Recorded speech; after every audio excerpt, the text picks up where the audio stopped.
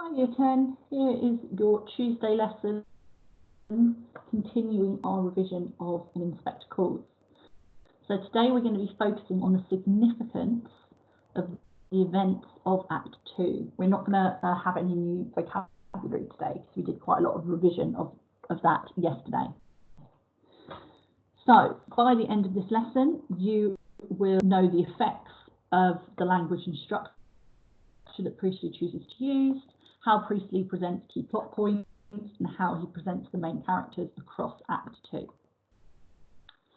So we're just going to have a bit of a recap again of what happened in Act 2. So remember, at the end of Act 1, Gerald has been forced to come clean about the fact that he did spend all last summer having an affair, and he begs Sheila not to tell the inspector, but Sheila tells Gerald that the inspector obviously knows, and she hates to think how much he already knows that they don't know.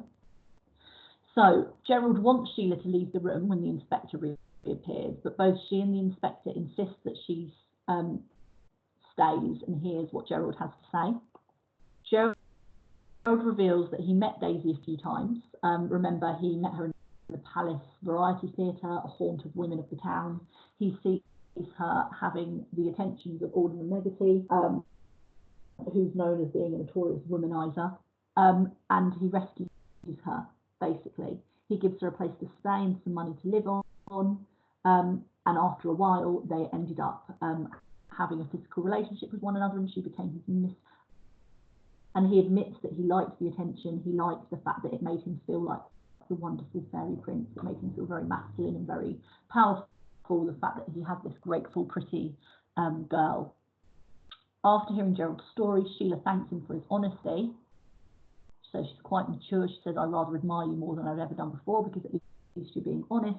But she gives him the ring back. Now, this is a massively significant thing for Sheila to do. Remember, marrying Gerald is a massive thing for her and her family. It will raise their social status tremendously. So the fact that she has enough self-worth as a woman, as a young woman, to give this engagement ring back and say, you know, we'd have to start right back from the beginning, really makes you have a lot of admiration for Sheila, because a lot of girls would have just let Gerald get away with it because of what a good marriage it would have been.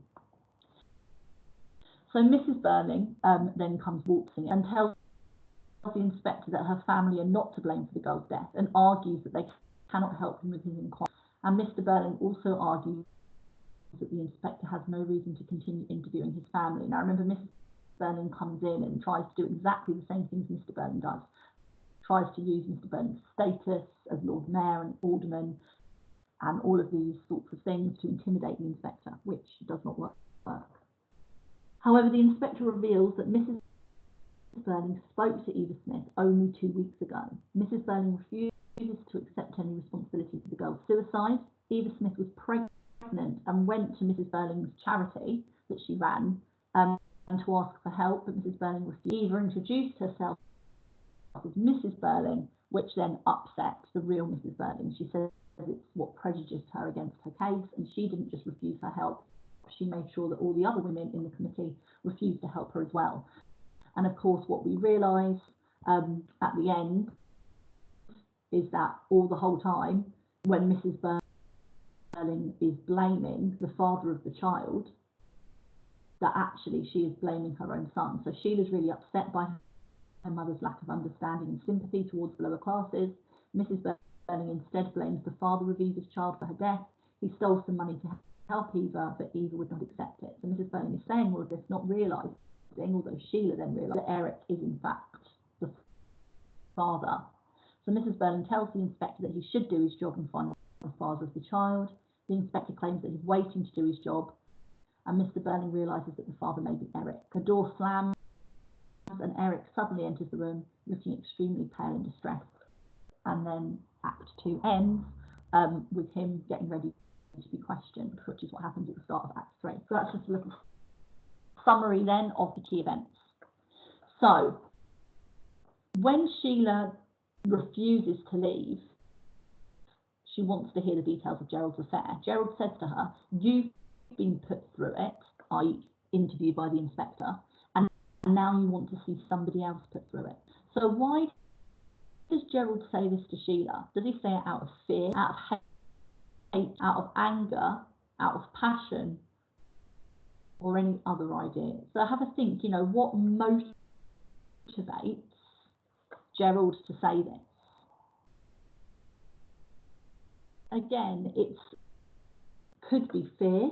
He's afraid of how Sheila's going to react. He's afraid of the part that he could have played in this girl's death. I don't think it comes from hatred or anger or even really passion, unless they mean passion for Sheila. But it is also clear that him and Sheila don't really know each other very well. They like to sort of think that they do, but they don't. So Sheila seems to have an instant connection with the inspector. And she almost, as the play continues, becomes his supporter, most definitely. She tries to side with the inspector and get her family, particularly her parents, her mother massively, to cooperate with the inspector. So she says to her mum, you see, I feel you're beginning all wrong, and I'm afraid you'll say something or do something that you'll be sorry for afterwards. Now, this is really interesting because, of course, Mrs. Birling does do that.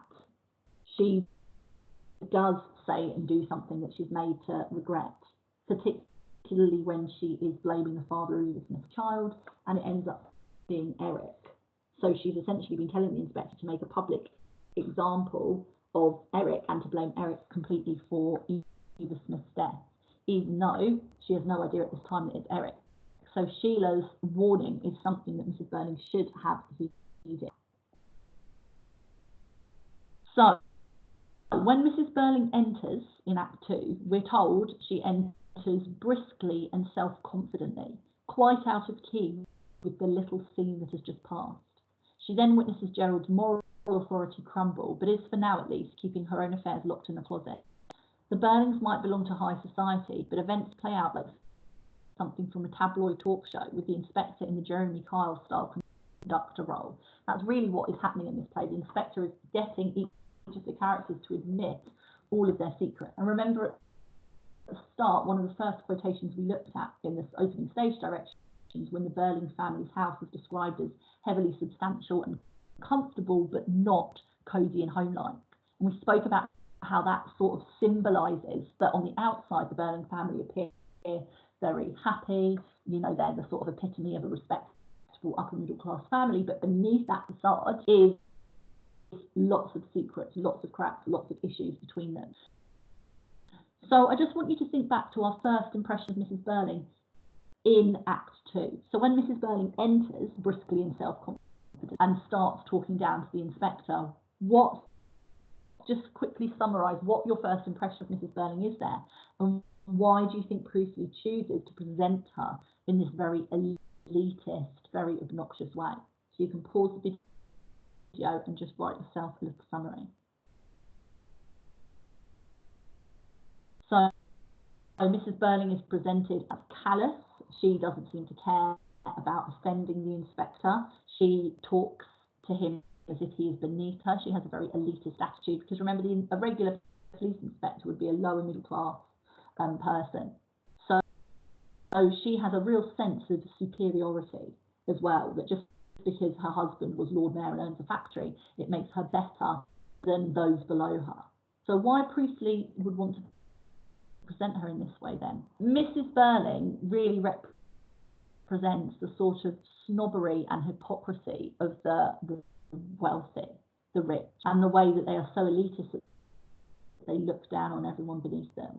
So we are meant to dislike Mrs. Birling just as much, if not more, than Mr. Birling. And remember, these are the examples of the older generation as well.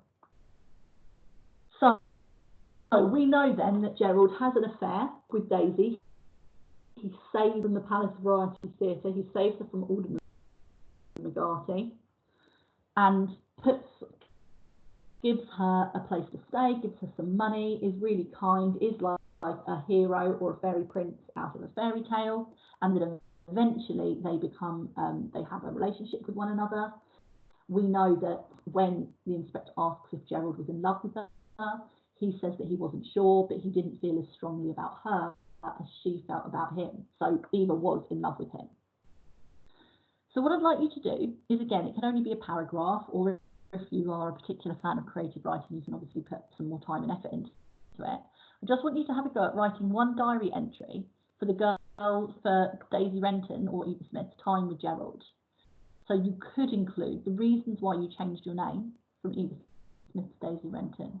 What are your thoughts about your circumstances now? Because Gerald essentially rescues her from prostitution. Now, how long she's been a prostitute, whether that was the first time she'd tried prostitution, was when he saved her, we don't know.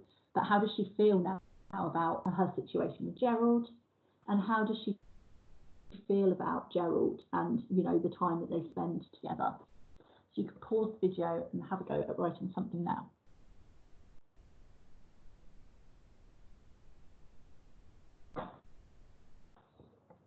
So what I'd like you to then do is imagine you are writing a different diary entry, but actually now this is just after Eva Smith has been refused help by Mrs. Birling. So she's gone to the Brumley Women's Charity Organisation, she's asked for help and it's been refused. So you might want to include her knowledge of Eric and his family.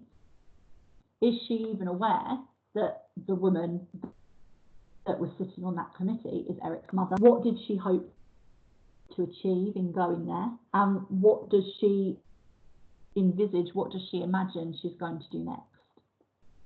Okay, so that could just be 2 separate paragraphs with some diary entries.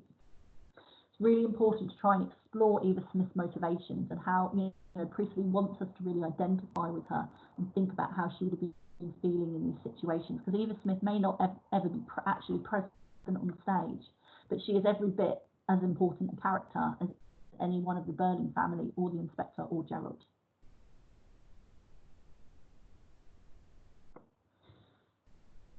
So what you have up here, just like last lesson, is some key quotes. What I'm including today in the email that you would have been sent is a resource with a grid with all of these quotes. So what I'd like you to do is, if you are able to print that out at home, you may want to print the grid out and you can just fill it in, or if you don't have access to a printer, you can just draw the grid out or write the quotations out and then just include the information. Okay, how you present it is up to you. So what the grid asks you to do is, for each quotation, it asks you to think about a point that you would, about how the character is presented or what they're saying, how you would analyse the quote, and then any sort of language techniques or anything particular about the language. So looking at the inspector's first quote, he says to both Gerald and Sheila here, you see, we have to share something. If there's nothing else, we have to share our guilt. Now, the important bit here, the bit you'd really embed, is about sharing the guilt. Now, we know one of the main themes of this play is responsibility, and what the inspector is saying here is that actually we all need to share collective responsibility for what we've done, for what we do to people. And Sheila and Gerald, along with Mrs. Birling, Mr. Birling and Eric, all need to share collective responsibility for what they've done to Eva. So you'd explore that quote through the grid. Okay, and then we have a quote from Mrs. Birling: you seem to have made a great impression on this child, Inspector. And then another quotation from Mrs. Birling: please don't contradict me like that. And in any case, I don't suppose for a moment that we can understand why the girl committed suicide.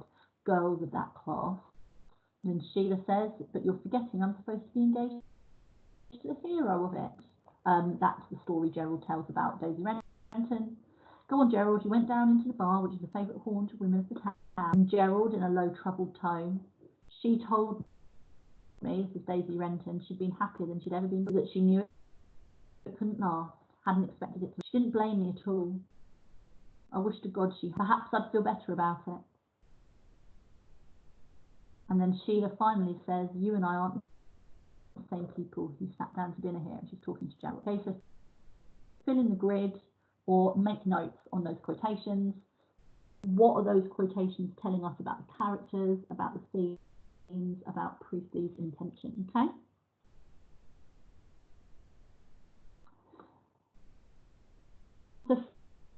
finally then, we're thinking about who do we think is the most guilty for Eva Smith's death. Now, we haven't really explored Eric yet, but we obviously know that he was the father of the baby. We just don't know the details. Who do you think of all the characters so far has the most to feel guilty about? Okay, so of all these characters, who do you think so far is the most responsible for Eva Smith's death? And interestingly, this includes Eva Smith herself. Okay, so again, this is one of those questions where there's no right or wrong answer. It's about you exploring your own personal critical opinion.